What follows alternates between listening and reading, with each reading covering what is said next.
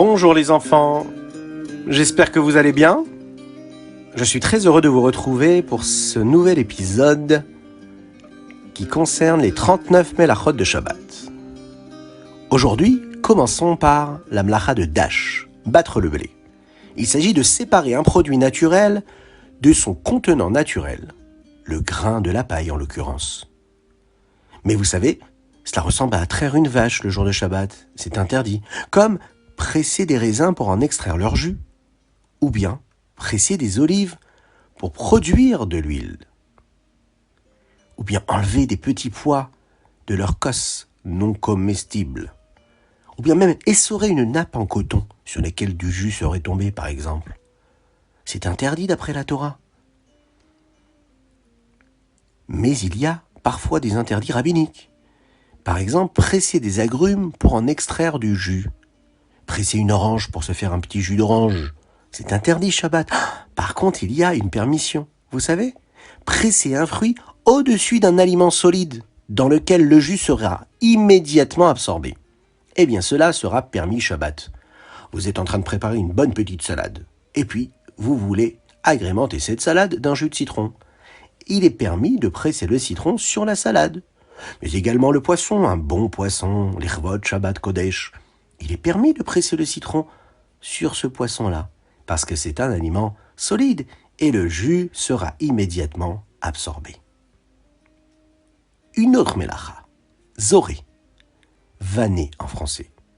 Il s'agit de secouer au vent les grains et les déchets, afin de séparer les grains des déchets qui y sont mêlés. Eh bien, ça nous arrive aussi, ça, vous savez, même si on n'est pas tous les jours avec des grains de blé. Et il faut savoir que quand on est par exemple assis et qu'on est en train de manger des cacahuètes, ou vous savez, des noix, eh bien il y a des petites coquilles parfois. Et on aimerait séparer les petits déchets des coquilles. Et qu'est-ce que l'on fait ? On souffle. Eh bien souffler pour séparer les déchets des noix ou des cacahuètes, ce sera interdit le jour de Shabbat. Mais également, ne pas laisser un animal de compagnie accomplir l'un des 39 travaux interdits le jour de Shabbat, ce que l'on appelle en hébreu « shevitat behemtecha », le repos même de tes animaux. Il y a une autre melacha, et vous allez voir, ça nous arrive souvent d'être confrontés à cette melacha. Il s'agit de borer, trier, séparer dans un ensemble d'éléments ce que nous désirons de ceux dont nous ne voulons pas. Je suis à la synagogue, à la choule ou même à la maison, face à ma bibliothèque de livres. Il est interdit de prendre une certaine catégorie de livres ou même dans les jouets et qui seraient mélangés, de les mettre de côté pour une utilisation immédiate. Là, ça se sera permis. Mais si c'est juste comme ça pour ranger ma chambre, séparer les jouets l'un de l'autre, ce sera interdit Shabbat, ou bien décider, comme par hasard, de faire un grand rangement dans ma bibliothèque le jour du Shabbat. Séparer les livres par catégorie. Les Chumashim ensemble, les Teilim ensemble, les petits livres d'histoire ensemble. Ça, c'est interdit Shabbat. Mais si c'est pour me servir d'un des livres tout de suite, là j'aurai le droit d'aller choisir le livre que je veux étudier. Il faut par exemple aussi éviter de trier les pépins de la pastèque ou du melon quand on est en train de manger, ou bien les arêtes du poisson. Ah oui, maintenant on a une solution. Il faut mettre un morceau dans la bouche, puis retirer les pépins du morceau. Mettre le morceau de poisson dans la bouche, puis retirer l'arête qu'il y a dans le morceau de poisson. Mais attention les enfants, vous demandez bien à maman ou à papa de faire en sorte que le jour de Shabbat, on n'ait pas à être confronté aux arêtes, parce que là, ça nous met dans une position et une situation un peu compliquée. Retirez les pépins restant avec les mains juste avant de manger. Juste avant ? Bon, ce sera permis. Ah, vous avez vu, on trouve des solutions parfois. Est-ce que j'aurai le droit, par exemple, de secouer la pastèque avant de la manger afin de faire tomber les pépins ? Si c'est juste avant de la manger, j'ai le droit de le faire, mais pas pour préparer une salade de fruits jolie. Ah oui.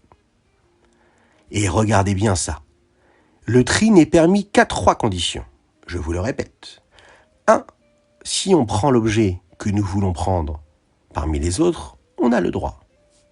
Il faut que ce soit à la main et non pas avec un instrument destiné à cet usage. Cela veut dire ne pas utiliser la fourchette ou le couteau qu'on a l'habitude d'utiliser pour prendre et trier ce fruit. Et 3e chose, il faut que ce soit pour une utilisation immédiate. En cas de nécessité, j'ai le droit de peler un fruit. Vous savez, d'enlever la peau. D'enlever la peau qui ne m'intéresse pas pour pouvoir manger le fruit qui lui m'intéresse. Mais dans le cas où je veux le manger, tout de suite.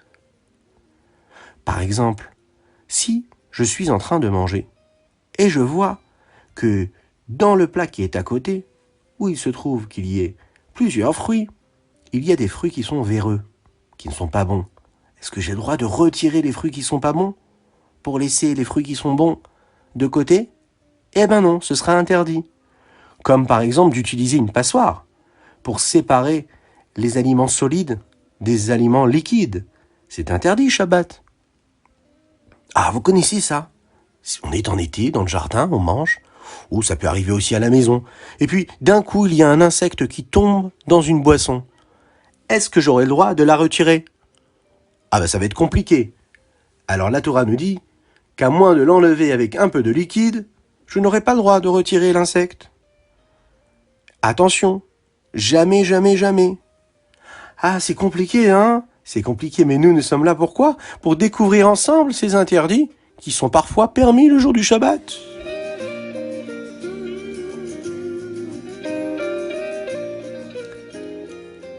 La mélacha qui suit, c'est la mélacha tochen.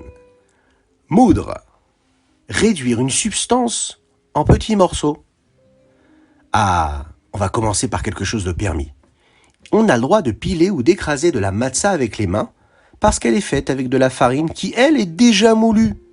Donc, remoudre quelque chose qui est déjà moulu, c'est permis le jour de Shabbat. Par contre, râper des pommes de terre, c'est interdit. Faire des carottes râpées, c'est interdit.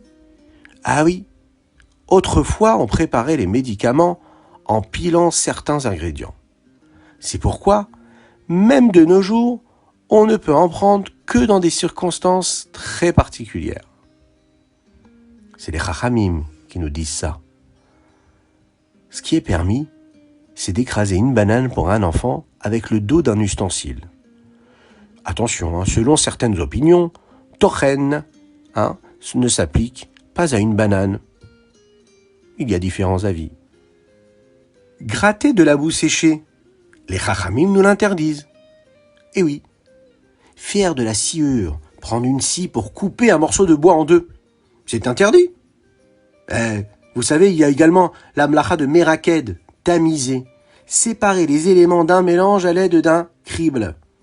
Eh bien, ça correspond à ce qui peut nous arriver tous, les enfants, vous savez. On est en bas de la maison, on joue dans un bac à sable. Est-ce qu'on a le droit de retirer les cailloux du sable avec un tamis? C'est interdit, Shabbat. Par contre, vous savez, on peut couper des légumes en petits morceaux. Mais attention, pas trop fins, avec un couteau pour les manger immédiatement. Ça, on aura le droit de le faire. Voilà, et on a vu ensemble ce que voulait dire tochen, réduire une substance en petits morceaux. Voilà les enfants, pour cet épisode-là. Je vous souhaite plein de bonnes choses et on se retrouve très bientôt pour un nouvel épisode pour découvrir la suite des 39 mélachot de Shabbat. Je vous dis à très bientôt et je souhaite également une dédicace spéciale aujourd'hui pour notre petite fille qui s'appelle Dévora. Et Dévora, aujourd'hui, elle fête ses 10 ans et c'est son grand frère Menachem qui lui offre cette dédicace en lui souhaitant un très grand Mazal Tov, que du bonheur, une bonne santé et bien sûr, continue d'être gentil avec ton papa et ta maman. Voilà. À bientôt les enfants, que Dieu vous bénisse et qu'il vous protège et qu'il nous envoie Mashiach.